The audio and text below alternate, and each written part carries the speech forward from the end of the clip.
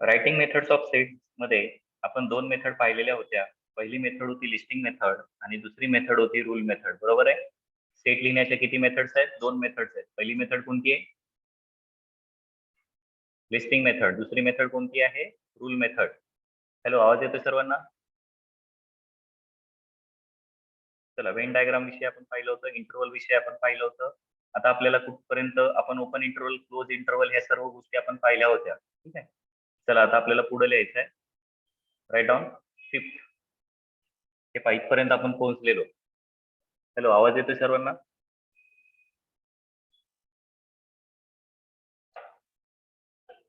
Hello,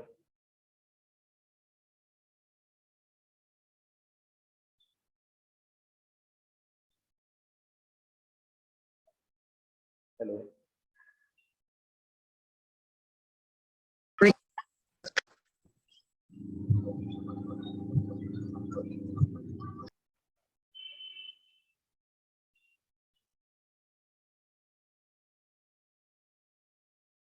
चला पुढे लिहा. पुढे लिहा. आता आपण set of all real numbers greater than A case पाहणार आहोत. तर ही केस तुम्हाला प्लॉट करायची. वहीमध्ये ही केस तुम्ही प्लॉट करू शकता. लक्षात घ्या. You can plot this case. Fifth case plot करा. The set of all real numbers greater than A. A पेक्षा मोठ्या संख्या. Open interval A comma infinity. म्हणजे ए च्या पुढच्या, म्हणजे ए त्याच्यामध्ये येईल का नाही येणार, तर हे तुमच्या वहीमध्ये प्लॉट करून घ्यायचं आहे. हे महत्वाचं आहे. त्यानंतर नंबर 2, त्यातला दुसरा प्रकार, हे हे कसं आहे, open interval A comma infinity. म्हणजे काय, तर ए ला सोडून ए पेक्षा मोठे पॉझिटिव्ह इन्फिनिटी कडे चालले. आता त्यालाच आपण काय करू शकतो का, क्लोज करू शकतो. क्लोज केल्याच्या नंतर काय होईल, ए त्याच्यामध्ये येईल. लक्षात घ्या, ए त्याच्यामध्ये येईल. आणि म्हणून आपण त्याला ए ला कसं दाखवलंय, सॉलिड. इथे ए ला कसं दाखवलंय, हॉलो, पोकळ दाखवलंय. इथे कसं, भरीव दाखवलंय. हे दोन्ही आपल्यासाठी महत्वाचे. ते ड्रॉ करून घ्या एकदा वहीमध्ये. हे दोन्ही केसेस आपल्यासाठी महत्वाचे आहेत.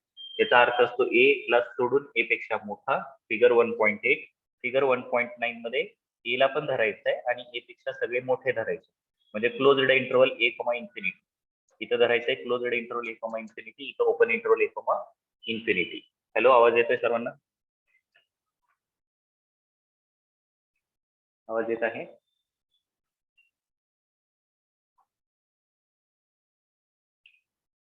चला, आता त्याच्या पुढे लिहून घ्या.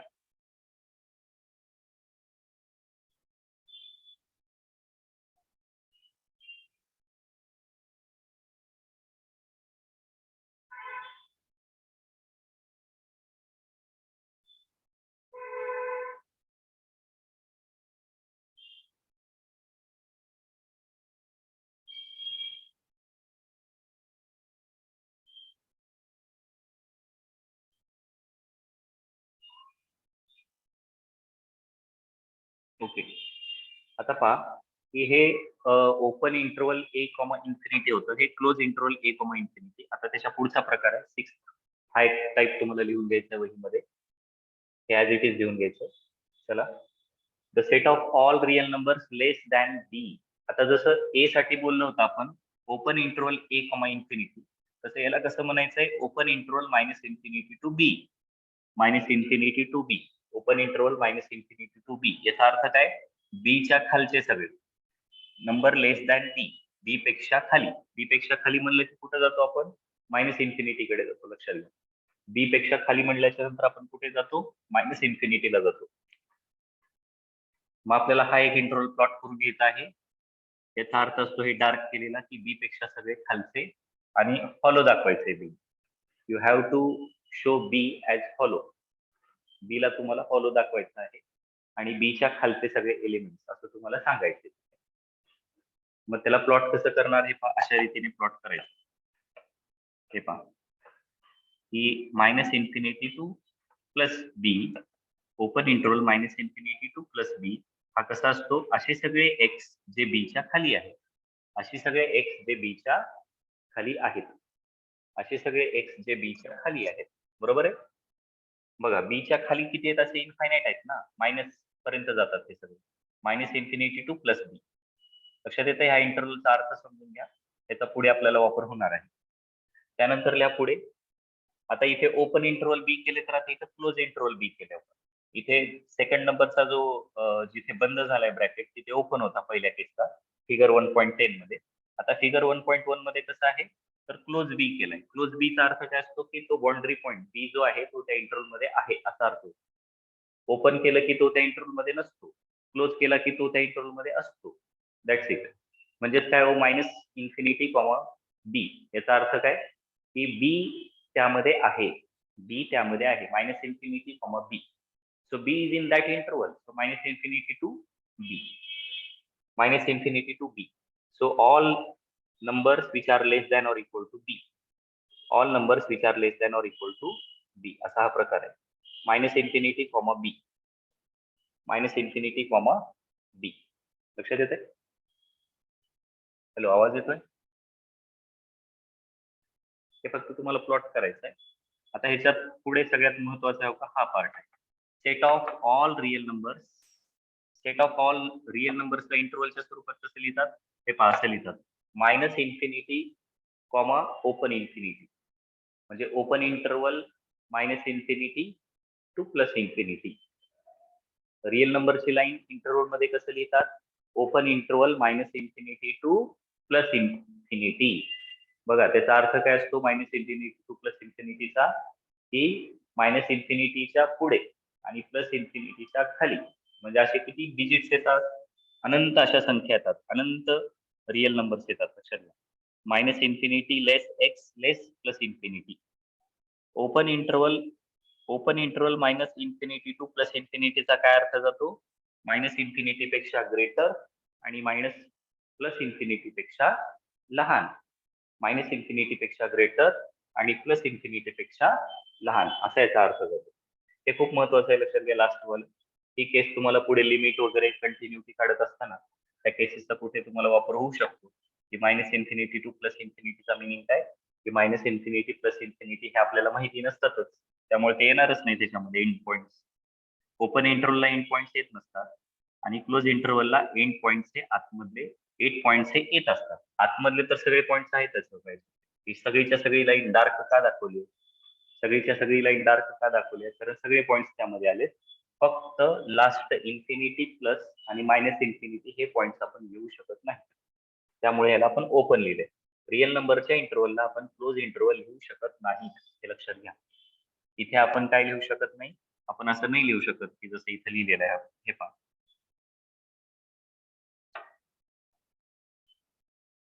हे पहा आता इथे आपण असं नाही लिहू शकत की मायनस इन्फिनिटी लेस एक्स लेस, हे असं आपण लिहू शकतो. याचा अर्थ काय चाललाय की open interval minus infinity to plus infinity असा अर्थ चाललेला आहे. पण लक्षात घ्या की ज्यावेळेस तुम्ही याला क्लोज कराल तर क्लोज आपण लिहू नाही शकत. क्लोज म्हणजे कसं असतं की असा क्लोज ब्रॅकेट आहे. क्लोज ब्रॅकेट आपण का नाही करू शकत? क्लोज ब्रॅकेटला आपण असं minus infinity to plus infinity नाही लिहू शकत. Minus infinity to plus infinity. याचं कारण काय आहे? तर इन्फिनिटी आपल्याला माहिती नसतो. इन्फिनिटी म्हणजे कोणता पॉईंट आहे, त्यामुळे तो पॉईंट आपण टेक नाही करू शकत. हे लक्षात घ्या. त्यामुळे ह्या लाईनवरती हा कुठे ऑफर होतो हे आपल्याला माहिती नाही, त्यामुळे आपण हा क्लोज इंटरवल नाही घेऊ शकत. आपल्याला कसा इंटरवल घ्यावा लागतो रिअल नंबर लाईन साठी? रिअल नंबर लाईन जी असते आपली वास्तव संख्या रेषा, तिच्यासाठी आपल्याला इंडिकेट इंटरवल कसा करावा लागतो? तर तो असा करावा लागतो. ही तुमची रिअल नंबर लाईन आहे. It's a real number line. जिथे तुमचा सेंटर लाईन 0 असतो, म्हणजे तुमची थोडक्यात ती एक्स डॅश असल्यासारखी एक्स ऍक्सिस जशी प्लॉट होते त्या पद्धतीने. ओके, लक्षात येत आहे काय चालू आहे? इंटरवल विषयीचं सेक्शन चालू आहे. आवाज येतोय तुम्हाला? हॅलो, आवाज येत आहे? हॅलो, चला आता आपल्याला पुढचं सेक्शन पाहायचं आहे. Number of elements of a set. एखाद्या सेटमध्ये किती एलिमेंट्स असतात? Number of elements of a set. त्याला हेडिंग टाका. आता न्यू हेडिंग टाकायचं तुम्हाला. Number of elements of a set.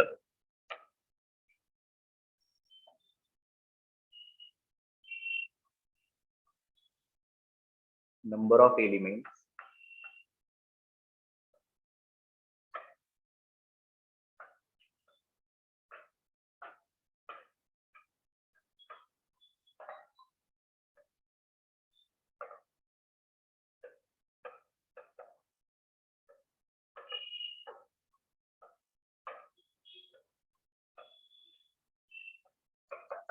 number of elements of a set. Number of elements of a set. एखाद्या सेट मध्ये किती एलिमेंट्स असतात त्यालाच आपण त्याची कार्डिनॅलिटी असं म्हणतो. लक्षात घ्या. मग तिथे लिहा कार्डिनॅलिटी.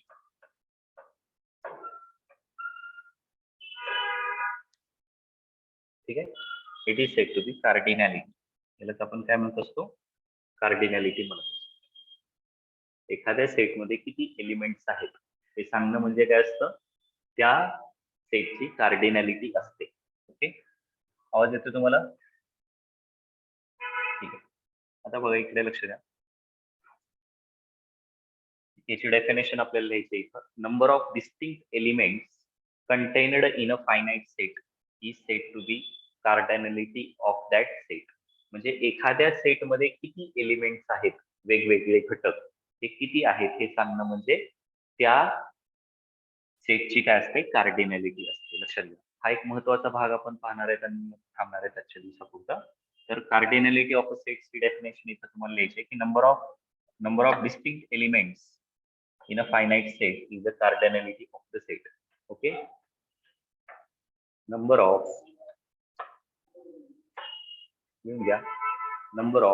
distinct elements number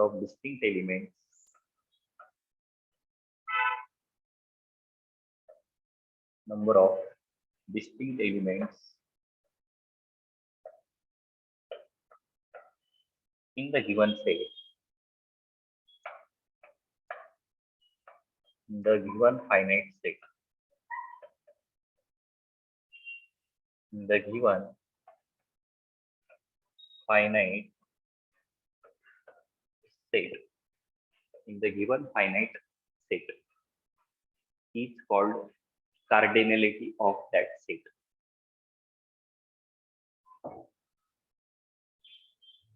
Is called cardinality of that set.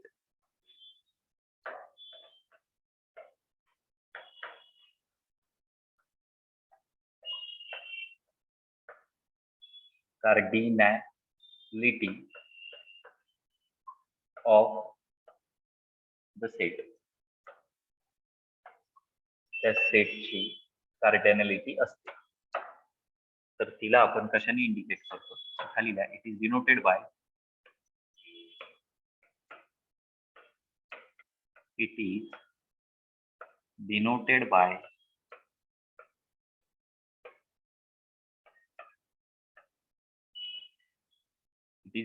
Bye आता समजा ए सेटची तुम्हाला सांगितलेली आहे. Okay.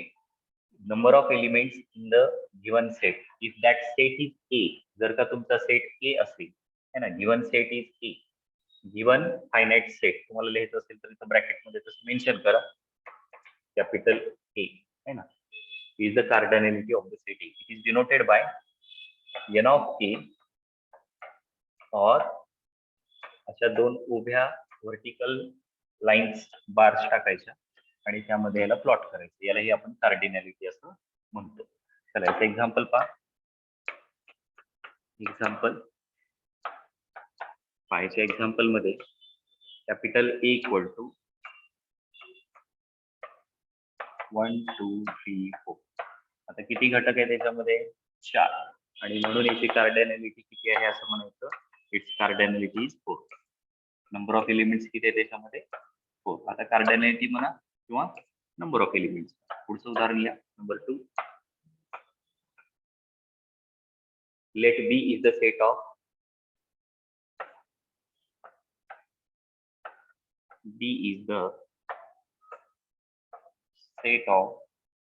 even prime number. B is the set of even prime numbers. B is the set of even prime numbers. मग capital B equal to even prime numbers काय येतात? 2. म्हणजे याची कार्डिनॅलिटी काय झाली? Therefore number of elements किती झाले? n of B equal to 1. Okay. How many elements are there? Even prime किती असतात आपल्याकडे?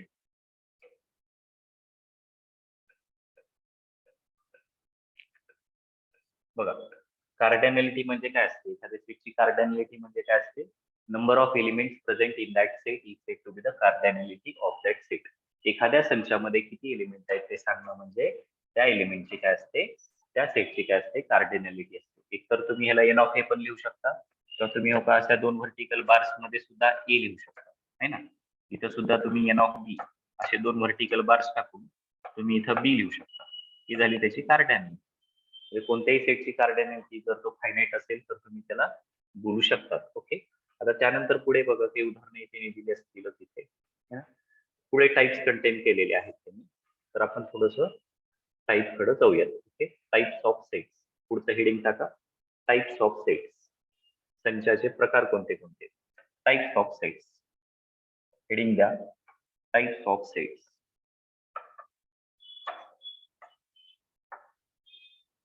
टाइप्स ऑफ सेट्स, संचाचे प्रकार. तसे फायनाईट सेट आणि इनफायनाईट सेट हे त्याच्या नंबर ऑफ एलिमेंट्स वरती डिपेंड आहेत.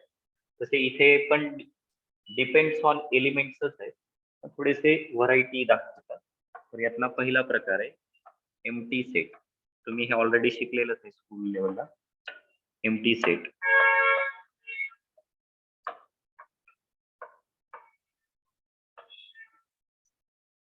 एम्प्टी सेट, ठीक आहे. एम्प्टी सेट मध्ये कसला सेट, की a set having no element. Write down definition द्या. A set having no element, set having no element is called an empty set. Is called an empty set. Is called an empty set, or यालाच आपण काय म्हणत असतो, wide set, और यालाच आपण काय म्हणत असतो, नल सेट और नल सेट. लक्षात घ्या, a set having no element किंवा a set having zero element is called an empty set or void set or null set. ठीक आहे. मग याला आपण कशाने इंडिकेट करतो, it is denoted by phi. लिहा तिथे खाली, चला, it is denoted by phi. It is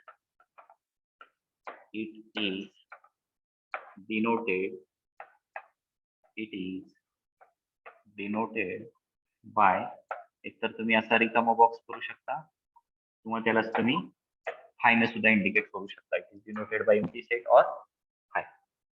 लक्षात येते. याचे एक एक्झाम्पल घ्या. Write on example. Types of set मध्ये हा पहिला टाइप आहे. यातलं पहिलं उदाहरण घ्या. Write on. A is the set of natural numbers between 1 and 2. Set of natural number between 1 and 2.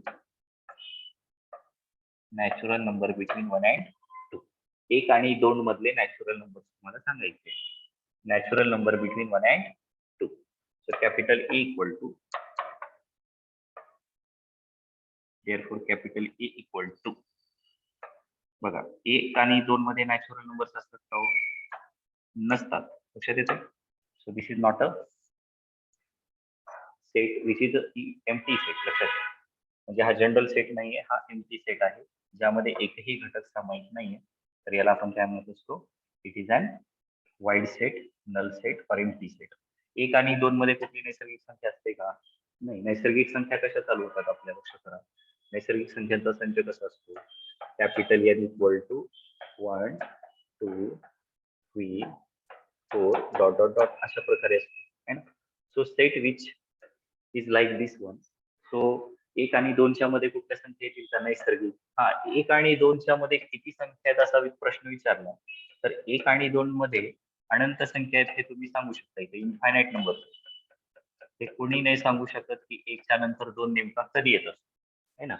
1च्या नंतर 2 कधी येत असतो हे आपण नाही सांगू शकत, कोणी नाही सांगू शकत. तर लक्षात घ्यायला इन्फायनाइट ट्रॅव्हलिंग करावं लागेल, त्यावेळेसच कळतं की 1च्या नंतर 2 हा कधी ऑफर होत असतो, पहिली गोष्ट. मात्र तुम्हाला हे लक्षात यावं की 1 आणि 2च्या मध्ये नैसर्गिक संख्या कुठली असते का नाही, दुसऱ्या रिअल नंबर असतात. Okay, so that's why it is an example of empty set. अजून एक उदाहरण घ्या. Second example, the set of whole numbers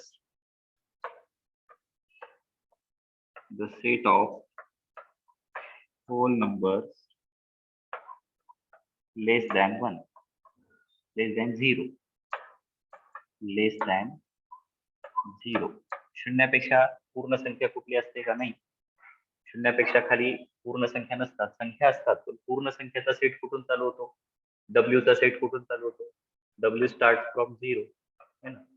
W चा सेट कसा असतो, कसा असतो, 0 1 2, हा W चा सेट झाला. W चा सेट हा कुठून स्टार्ट होत असतो, 0 पासून स्टार्ट होत असतो. मग 0च्या खाली कुठल्या होल नंबर्स असतील का हो, नाही. मग याच्यामध्ये कसं लिहिणार तुम्ही, देअरफॉर आपण याला बी इंडिकेट करूया. सो बी इक्वल टू, त्याच्यामध्ये कुठलाही एलिमेंट येत नाही, हा रिकामा सोडा, आणि यालाच आपण काय म्हणतो फाय, म्हणजे याची कार्डिनॅलिटी किती असते, 0 असते. म्हणजे जर कार्डिनॅलिटी लिहायचा विषय आला तर तुम्हाला असं लिहावं लागेल, लक्षात ठेवा, त्याच्यामध्ये लिहावं लागेल एलिमेंट सेट. म्हणजे इथं capital A, cardinality of capital A 0, cardinality of capital B equal to 0. म्हणजे त्याचा अर्थ तुमच्या लक्षात यावा की एम्प्टी सेटची कार्डिनॅलिटी किती असते, एम्प्टी सेटची कार्डिनॅलिटी 0 असते. The cardinality of the empty set is 0. The cardinality of the empty set is 0. Okay. Empty set is an finite set असं म्हणतात, लक्षात घ्या. Empty set हा finite set असतो. Empty set is a finite set. आता finite set विषयी आपण थोडं पुढे गेल्यानंतर बोलूया. हा तुमचा पहिला प्रकार होता, लक्षात घ्या, रिक्त संच, मराठीत तुम्ही शिकलेला आहे, याला आपण काय म्हणतो, एम्प्टी सेट. चला आता दुसरा प्रकार आपल्याला पाहायचा आहे सेटच्या टाइप्स मधला, सिंगलटन सेट. सिंगलटन सेट आहे ना, singleton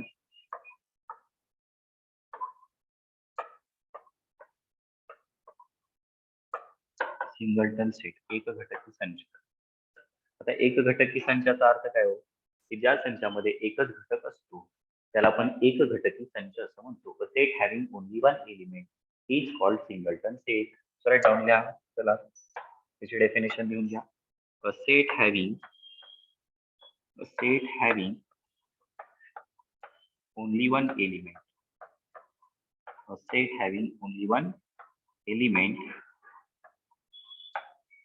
is called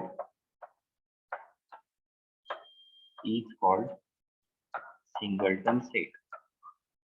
Is called singleton set. A set having only one element is called singleton set. ज्या संचामध्ये एकच घटक असतो त्याला आपण एक घटकी संच असं म्हणतो. A set having only one element is called singleton set. A set having only one element is called singleton set. लक्षात येतं? A set having only one element is called singleton set. चला, याची कार्डिनॅलिटी नेहमी किती असणार आहे, 1च असणार आहे. याचं एक्झाम्पल लिहून घ्या. Example number 1. खूप सारे एक्झाम्पल सांगता येतील आता याची तुम्हाला. आपण प्राईम एक्झाम्पल बघितलं तर set of even prime number म्हणू शकतो, है ना. लिहून घ्या, set of even prime number. Set of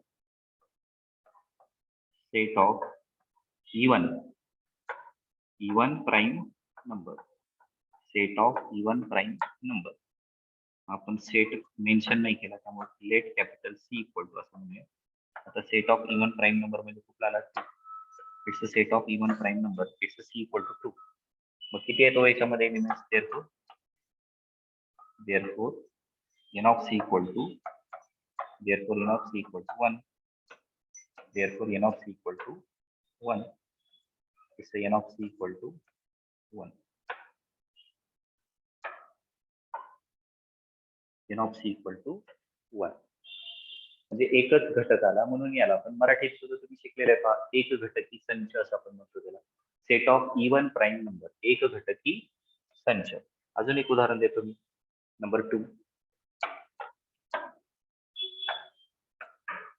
number 2 लिहा.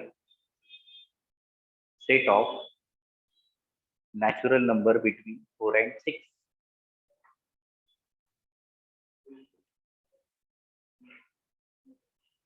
Set of natural number between 4 and 6. Set of natural number.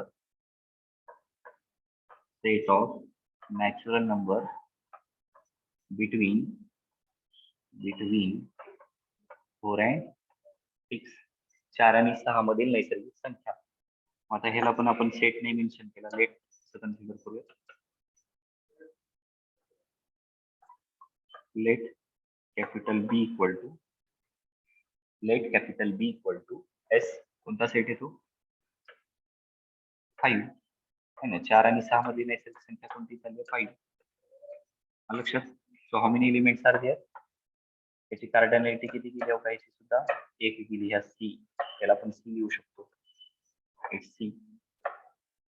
आता इथे याची कार्डिनॅलिटी बघा किती येते. N of B equal to 1 which is equal to cardinality of B. B ची cardinality किती झालेली आहे? 1 झालेली आहे. म्हणून याला आपण एक घटकी संच असं म्हणतो. अहो हे झालेलं आहे ना, तुम्हाला आठवतं का? कळतंय का काय चालू आहे ते? आवाज येतोय? आता पुढे लिहा. पुढचा प्रकार ऍज पर बुक होऊ शकता की इथे बुक मध्ये आपल्याला काय दिलं ते बघा. पुढचा प्रकार आहे फायनाईट सेट. फायनाईट सेट म्हणजे काय? ज्यामध्ये एलिमेंट्स काउंट करत असताना एंड होतात. A set having finite element means there are countably when the counting going to stop, that set is said to be a countable set. एखाद्या सेटचं जर का तुम्ही काउंटिंग सुरू केलं एलिमेंट्सचं आणि ते टर्मिनेट होत असेल, एंड होत असेल, तर आपण म्हणू शकतो की set have finite elements. Okay. आणि मग आपण त्याला काय म्हणतो? Finite set. A set in which the process of counting of elements comes to an end is called a finite set. म्हणजे अशा सेटला जिथं काउंटिंग तुमची काय होते? टर्मिनेट होते. And that set is said to be a finite set. Okay. चला तेवढं एक लिहून घेऊ आपण पटकन. फायनाईट सेटची डेफिनेशन लिहून घ्या. Finite set.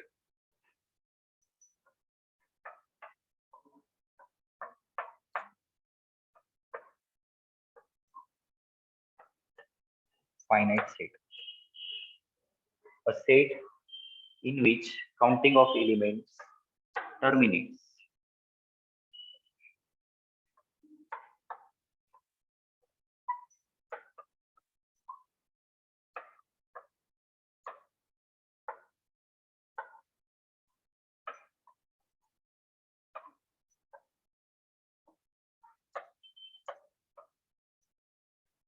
Set in which counting of elements ends or terminates. Counting क्या होते? Stop होते, terminate होते. Counting of element terminates is called finite set. Is called finite set. Is called finite set. जिथे तुमची counting काय होते? Terminate होते. तिला आपण काय म्हणतो? फायनाईट सेट असतो. एक्झाम्पल लिहून घ्या. Example number 1. Let capital A is the set of vowels in English alphabet.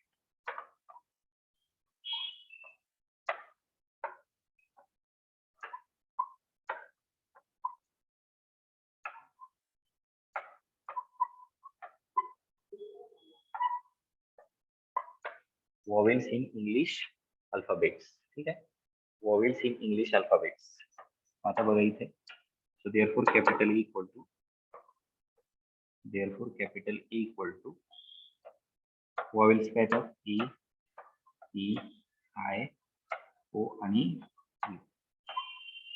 E, E, I, O, E. Vowels in English alphabets. बघा फायनाईट आहे. मोजता ते बंद होतात. E, E, I, O, U stop होतात. म्हणजे काउंटिंग काय झाली तुमची तिथं? टर्मिनेट. जिथे तुमची काउंटिंग एलिमेंटची काय होत असेल? टर्मिनेट होत असेल, if the counting of elements terminates म्हणजे खंड पावणे, तर त्या सेटला आपण काय म्हणत असतो, फायनाईट सेट. ओके, लक्षात घ्या. असे किती उदाहरणं लिहिता येतात. चला आता पुढचा टाईप घ्या, infinite set. Infinite set, a set having infinite elements, जिथे काउंटिंग तुमची स्टॉप होतच नाही. Infinite set. Infinite set. Write down a set having infinite number of elements. हे सरळ लिहिता येऊ शकतो. A set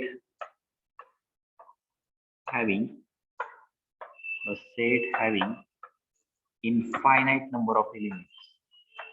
A set having infinite number of elements. A set having infinite number of elements is called an infinite set. Is called an infinite set. बरोबर आहे. ज्या संचामध्ये अनंत घटक असतात त्याला आपण इनफायनाइट सेट असं म्हणतो. अ set having infinite number of elements. A set having infinite number of elements is called infinite set. A set having infinite number of elements is called infinite set. लक्षात येत आहे. चला याचं उदाहरण घेऊ शकतो आपण. खूप सारे एक्झाम्पल्स आहेत तशी तर मला. Natural number, whole number, even प्राईमचा सेट, इवनचा प्राईमचा सेट. चला एक्झाम्पल लिहा. Capital D is the set of let capital D is the set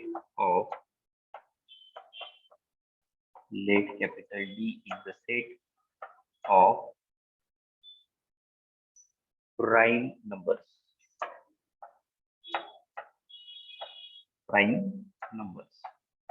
मूळ संख्यांचा संच.